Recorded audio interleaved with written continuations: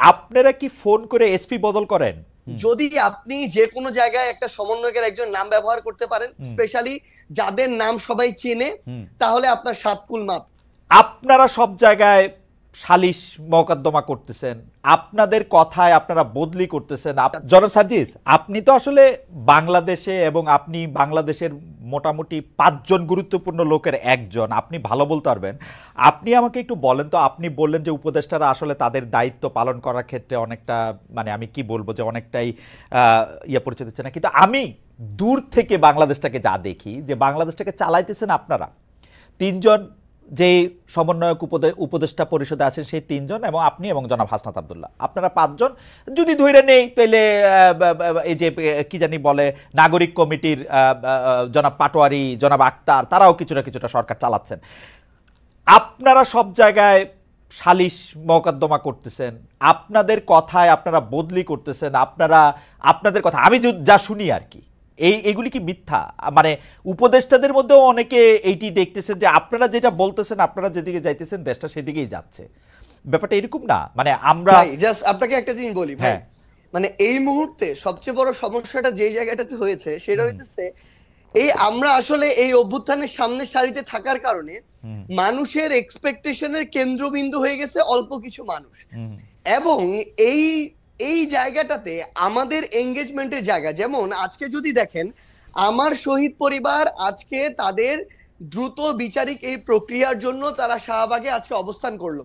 এই শহীদ পরিবারের সাথে আমাদের গিয়ে কথা বলতে হয়, তাদের হয়ে কথা বলতে হয় দ্রুত যেন বিচারিক প্রক্রিয়াটা, অর্থাৎ সরকারের একটা অংশ হয়ে আমাদেরকে আবার এই মানুষগুলো লং টার্ম সাস্টেইনের জন্য বাংলাদেশের এই যে মানুষগুলো তরুণ প্রজন্ম যারা নতুন করে চিন্তা করছে, স্বপ্ন দেখছে, এই অভ্যুত্থানের স্পিডটাকে আমরা যদি ধারণ করতে চাই, আমাদের ওইরকম একটা পলিটিক্যাল প্ল্যাটফর্ম প্রয়োজন যেটা থেকে আমরা নতুন করে এই স্বপ্নটা ক্যারি করা আমাদের বেস্ট ট্রাই করব।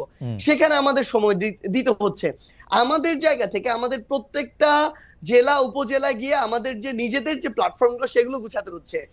এরপরে আমাদের যারা উপদেষ্টা রয়েছেন তাদের সাথে আমাদের যারা প্রতিনিধি সরকারে রয়েছেন, তারা যখন সরকারে থাকেন উপদেষ্টা, কিন্তু তাদের সাথে আমাদের একটা আলাদা কমিউনিকেশন অবশ্যই থাকবে, কারণ ফিল্ডের অবজারভেশনটা আমাদের তাদেরকে দিতে হবে, তাদের সাথেও আমাদের গভর্নমেন্টের ওই রেসপন্সটা তাদের থেকে নিতে হবে।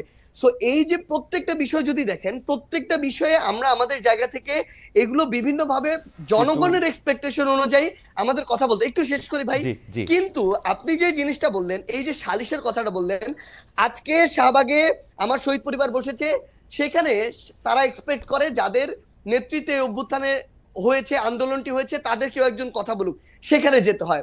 আজকে যখন আমরা আহতরা কোথায় বসে সেখানে যেতে হয়, সেটা তো অবশ্যই যাবেন সার্জিস, সেটা তো অবশ্যই যাবেন। আমি বলি আপনারা কি ফোন করে এসপি বদল করেন বা সচিব? একটা জিনিস বলি, হ্যাঁ, সচিব নিয়োগে তদবির দেন।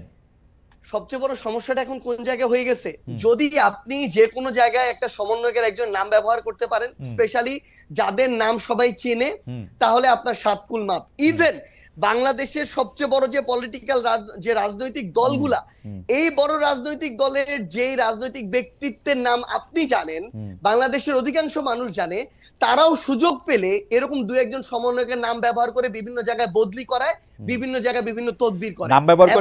নাম ব্যবহার করলে বদলি হয়, এটাই সবচেয়ে বড় সমস্যা। আমরা তো কখনো চাই না যে এটা হওয়া উচিত, কিন্তু সবচেয়ে বড় কথাটি হচ্ছে যে জায়গাটাতে এই যে বাংলাদেশের এতদিনের যে কালচার, নাম ব্যবহার করে, এতদিন শেখ হাসিনা, গণভবন 32 এসব নাম ব্যবহার করে বদলি হইতো, এখন তারা মনে করে যাদের নেতৃত্বে অভ্যুত্থান হয়েছে তাদের নামটা যদি ব্যবহার করি, এবং এই যে আমরা যাদেরকে কেন্দ্র করে এখন আমলাতন্ত্র পরিচালিত হচ্ছে, জুডিশিয়ারি পরিচালিত হচ্ছে, কিংবা অন্যান্য যে প্রতিষ্ঠানগুলো পরিচালিত হচ্ছে, তারা তো ওই ট্রেডিশনে অভ্যস্ত, তাদের রক্তে কিন্তু এই সুপারিশ, তদবির, ক্ষমতার অপব্যবহার, এখন যখন এই নামগুলো ব্যবহার করছে বিভিন্ন রাজনৈতিক দলের নেতাকর্মীরা, তখন তারা এই জিনিসটাকে মেনে নিচ্ছে, কারণ তারা এটা তো অভ্যস্ত।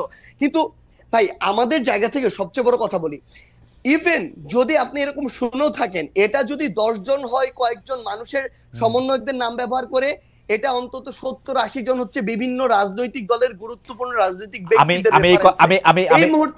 আমি এই কথাটায় আসি। আপনি কি খেয়াল করেছেন যে আপনাদের যে এলজিআরডি উপদেষ্টা আছেন, আপনার সহযোদ্ধা জনাব আসিফ মাহমুদ সজীব ভুঁইয়া, তিনি একটি চিঠি লিখে বলেছেন যে এই প্রশাসক নিয়োগ দিতে হবে। এইটা কি মানে সেম না? যে ধরেন আওয়ামী লীগের এলজিআরডি মিনিস্টার যিনি থাকতেন, তিনি আওয়ামী লীগের একজন লোককে মনে করলেন যে তাকেই প্রশাসক নিয়োগ দিতে হবে, তাকে প্রশাসক নিয়োগ দেওয়া হোক, একটা চিঠি দেওয়া হোক। এটি সেম সেম সেই যেটা, যেহেতু চিঠিটা সামনে আসছে সেই জন্য বলতেছি। না ভাই, একটা জিনিস কি, তিনি একজন মন্ত্রণালয়ের একজন উপদেষ্টা হিসেবে দায়িত্বপ্রাপ্ত আছেন। তার কাছে কোনো একটা বিষয়ের যদি মনে হয় যে এই জিনিসটা ওই স্বার্থে বেটার, তিনি এই জায়গায় ধরেন সাজেশন দিয়েছেন, কিন্তু তিনি তার জায়গা থেকে, আমি একটা জিনিস বলি, কখনো এটাতে কাউকে যদি বাধ্য করেন যে এটাই করতে হবে এবং না হলে এটার বিরুদ্ধে তার ওই অ্যাকশনটা দেখেন, তখন আমি তার বিরুদ্ধে গিয়ে দাঁড়িয়ে যাব।